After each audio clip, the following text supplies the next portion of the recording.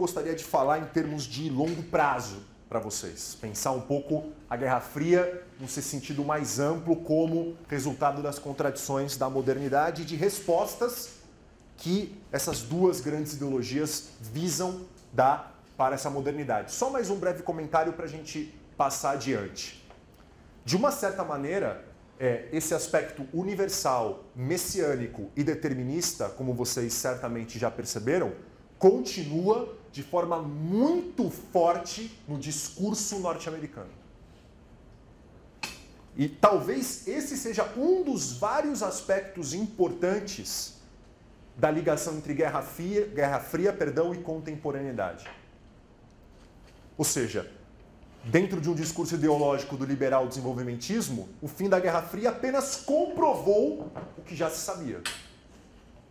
Comprovou o natural, que é a superioridade do mercado, a superioridade da livre iniciativa, a superioridade de um Estado que garante liberdades formais, mas permite às pessoas o seu empreendedorismo e garante às pessoas simplesmente suas propriedades, seus contratos, mas sem forçar uma igualdade social que seria totalitária, seria um desrespeito aos esforços e às capacidades individuais e que são em si também desiguais.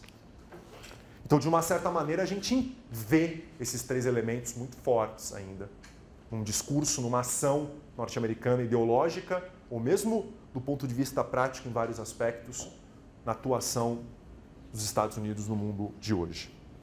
Bom, como eu disse, agora vamos pensar a pergunta como a Guerra Fria começou do ponto de vista do curto prazo. Vamos sair um pouco dessa discussão longo prazo e vamos diminuir nosso debate para falar quais foram as questões, as contradições de curto prazo que eu acho que vale a pena nós salientarmos aqui. Primeiro ponto que eu acho que é interessante relembrar é que toda vez que você tem uma quebra de uma ordem internacional, a tendência é que existam e aconteçam disputas entre os vencedores. Se você for pensar no período do final da Era Napoleônica, no Congresso de Viena, claramente houve várias disputas entre as potências vitoriosas do período napoleônico. Então, uma quebra de um sistema internacional, a destruição de um determinado equilíbrio de poder e a construção de um novo equilíbrio de poder, de um novo sistema internacional, tende a gerar rusgas, tende a gerar disputas e conflitos entre vencedores. Então isso não é uma novidade histórica por completo. Não é estranho, portanto, que houvesse e tenha havido conflitos entre a União Soviética e Estados Unidos. O problema é entender a intensidade disso e a duração disso. Por que esses conflitos ficaram tão intensos e duraram tanto e estruturaram por tantas décadas as relações internacionais? Aí que é a grande questão. Mas que conflitos tendem a ocorrer, é óbvio, ainda mais se a gente pensar nas divergências do ponto de vista de objetivos entre os Estados Unidos e a União Soviética.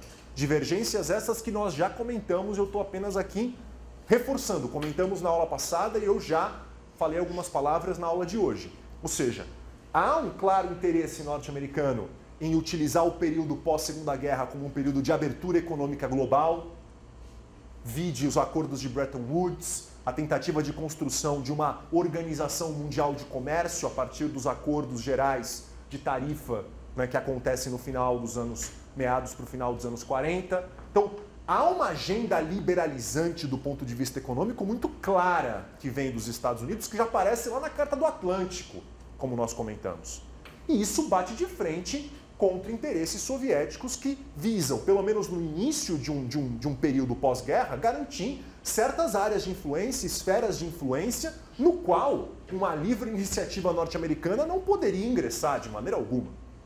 Ainda mais com a enorme capacidade produtiva que os Estados Unidos tinham no período pós-guerra.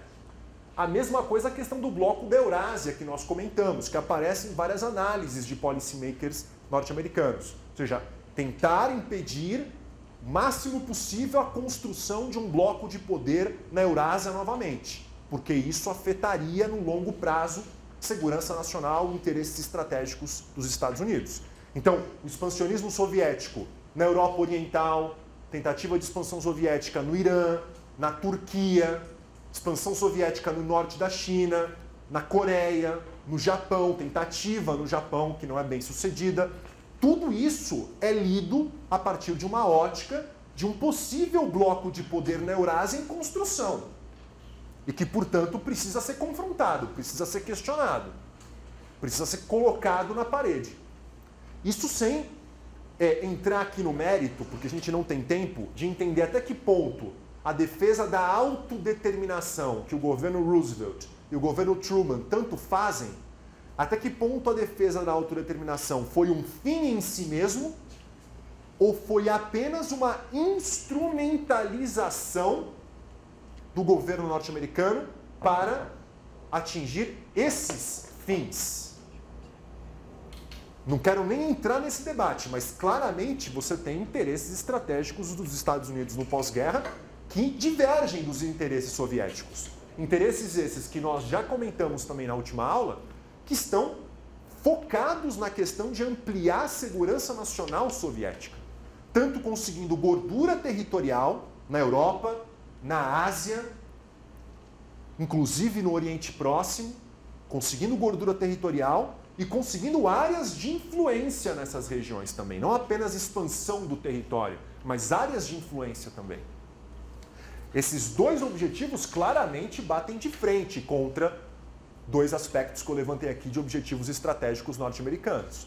E tem mais um ponto que nós já também falamos na última aula, que é o interesse soviético em garantir um enfraquecimento de longo prazo das potências do eixo, do antigo eixo. Tanto enfraquecimento de longo prazo do Japão, quanto enfraquecimento de longo prazo da Alemanha. Inicialmente, essa proposta ela convergia com os objetivos norte-americanos. Mas a gente sabe que é isso que não vai acontecer. Tanto o Japão quanto a Alemanha Ocidental, vão ser reconstruídos rapidamente, vão recuperar o seu poder industrial com uma enorme rapidez e vão se transformar em grandes potências econômicas em poucas décadas após o término da Segunda Guerra Mundial, que é uma perspectiva que claramente vai contrária a interesses vistos como estratégicos dos soviéticos. Então, do ponto de vista do curto prazo, a gente tem uma nova ordem sendo construída. Historicamente, novas ordens, quando construídas, tendem a gerar disputas, tendem a gerar conflitos, ainda mais quando você tem interesses estratégicos tão antagônicos. Mas, mesmo assim, portas para a cooperação ainda estão abertas, ou poderiam estar abertas. A gente tem que esmiuçar um pouco mais a perspectiva norte-americana e a perspectiva soviética para entender por que dessa perspectiva de longo prazo que nós tecemos e dessa perspectiva de curto prazo que nós acabamos de falar, surge, de fato, em 4, 5 anos, uma guerra fria entre os dois. Então vamos começar olhando para a perspectiva norte-americana. O que a gente sabe, quais são os aspectos que nós conhecemos hoje sobre a perspectiva norte-americana do pós-Segunda Guerra e a partir das ações que a União Soviética toma no plano europeu, sobretudo, mas também asiático, no Oriente Próximo, nesse período. Primeira coisa importante é que há uma enorme divergência dentro do governo Truman. Há uma disputa dentro do governo Truman entre 45 e início de 46. Duas grandes alas e que defendem políticas externas completamente antagônicas. Até o início de 46, dá para dizer que o governo Truman segue mais uma dessas alas. A partir de início, meados de 46, você tem uma mudança importante.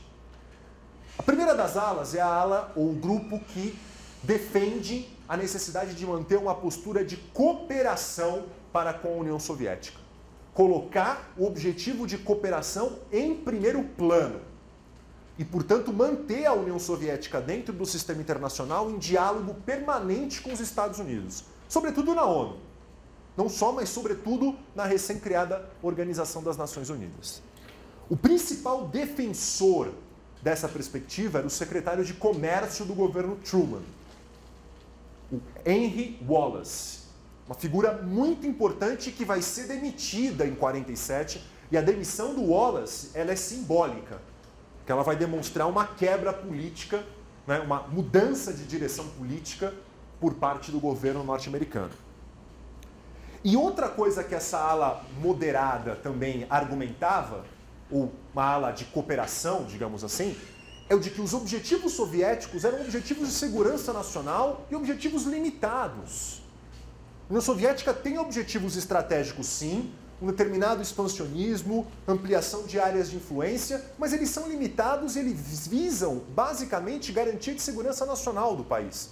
Compreensível diante do que ela sangrou e do tanto que ela perdeu durante a Segunda Guerra. Ou seja, os objetivos soviéticos, duas características importantes, seriam limitados e de caráter defensivo.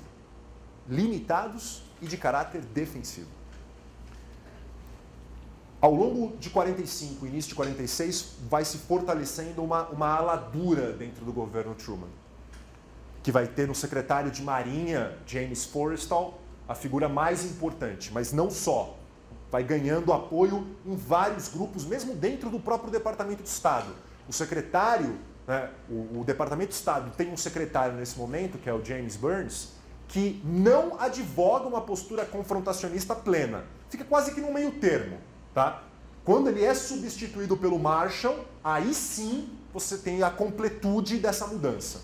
O Marshall vai capitanear esse processo de endurecimento, digamos, da posição norte-americana no plano internacional. Tá? O que a ala dura argumentava? O contrário do que a ala cooperacionista dizia. Os objetivos soviéticos não são limitados. A União Soviética tem uma política externa pautada pela destruição do capitalismo enquanto modo de produção. Ela está apenas num momento de enfraquecimento, fazendo demandas específicas, mas para que no médio e longo prazo possa se fortalecer e contestar as potências capitalistas de uma forma mais sustentável, digamos assim. E o outro ponto importante é que não só os objetivos não são limitados, mas como eu acabei de colocar, eles são ofensivos. As demandas expansionistas, as demandas por aumento de área de influência soviética visam um lado ofensivo e não garantia de segurança nacional. É interessante que esse grupo mais linha dura, ele faz uma relação direta, e certamente o fato de nós estarmos muito próximos ao final da Segunda Guerra contribuiu para isso,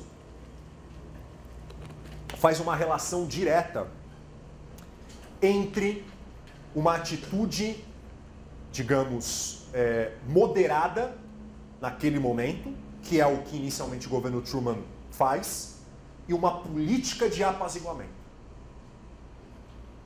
Ou seja, se nós nos curvarmos a todas as demandas territoriais e por áreas de influência que a União Soviética apresenta, e nós demonstrarmos fraqueza e cooperação excessiva, nós estaremos cometendo o mesmo erro que França e Grã-Bretanha cometeram nos anos 30 e que, quando perceberam, já era tarde demais para voltar. E aí teve que iniciar uma guerra de proporções catastróficas para impedir a continuidade da expansão nazista.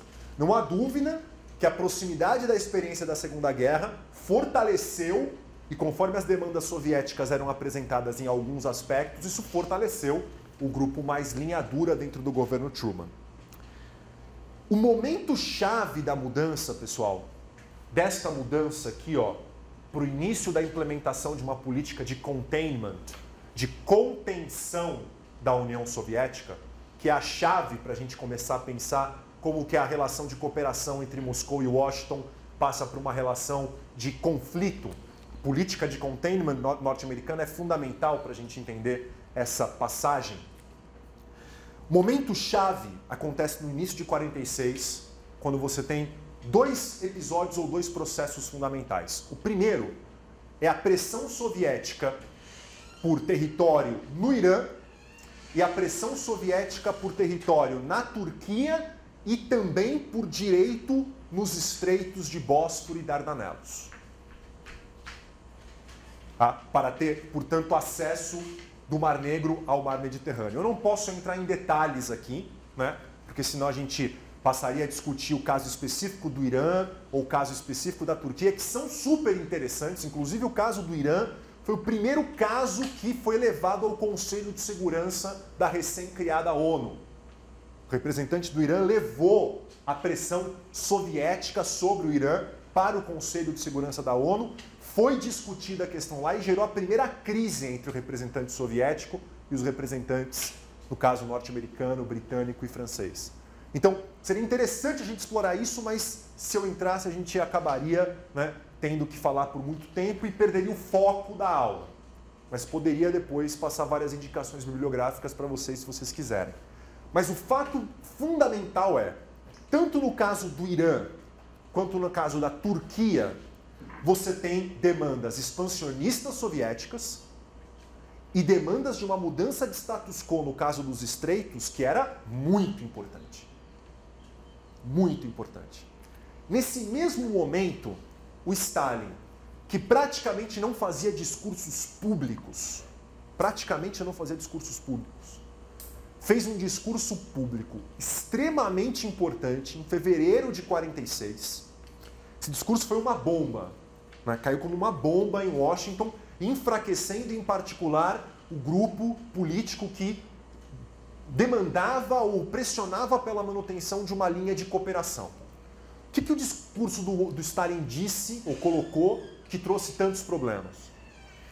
O discurso, ele hoje, né, é consenso na literatura que ele visava muito mais o plano doméstico do que o plano internacional. A questão era doméstica. Era de fortalecer condições para um novo plano quinquenal que enfatizasse indústria pesada, enfatizasse indústria bélica em detrimento de indústria de bens de consumo. Então, hoje é consensual de que esse discurso ele visava muito mais um plano doméstico do que criar problemas externos. Mas o fato é, o que o discurso coloca? Capitalismo é um modo de produção que possui uma tendência estrutural à crise, uma tendência estrutural à guerra. Vivemos uma fase última do capitalismo, como a Segunda Guerra havia demonstrado, e, portanto, a União Soviética precisava se preparar. Precisava se preparar para qualquer eventualidade. Esse discurso foi denominado nos Estados Unidos como uma declaração de guerra, declaração da Terceira Guerra Mundial. Ou seja, como é que um aliado afirma que precisa se preparar para uma guerra iminente contra potências capitalistas.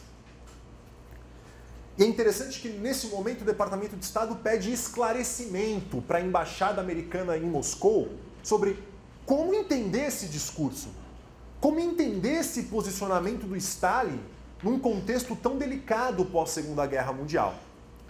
Nessa época, o embaixador norte-americano em Moscou não estava. Quem redige a resposta, quem redige o esclarecimento para o Departamento de Estado é o chargé d'affaires. Ou seja, é a segunda figura do ponto de vista hierárquico dentro da embaixada. Uma figura que tem uma importância, é difícil a gente quantificar, mesmo em palavras, a importância desta figura, desse chargé d'affaires, da resposta que ele dá e do impacto que a resposta que ele dá possui em termos de policy making nos Estados Unidos. O nome do chargé d'affaires e que faz essa resposta e que faz esse esclarecimento ao Departamento de Estado é George Kennan. O Kennan redige um telegrama de esclarecimento gigantesco, com 8.000 palavras, que vai ganhar, a partir de então, denominação de O Longo Telegrama.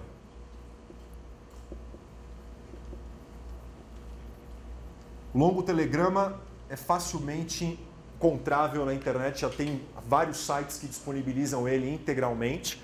E depois o Kennan vai escrever um artigo na Foreign Affairs de 1947, um artigo anônimo que ele assina como X, um artigo anônimo que aprofunda o debate do Longo Telegrama e traz alguns outros elementos. O que o Kennan diz de tão importante e que, exatamente pela experiência dele dentro de Moscou, pela legitimidade que o Kennan tinha como um sovietólogo dentro do Departamento de Estado, esse telegrama ganha uma força política enorme e vai acabar fortalecendo ainda mais aqueles que já há um certo tempo no governo Truman pediam mudança de posição.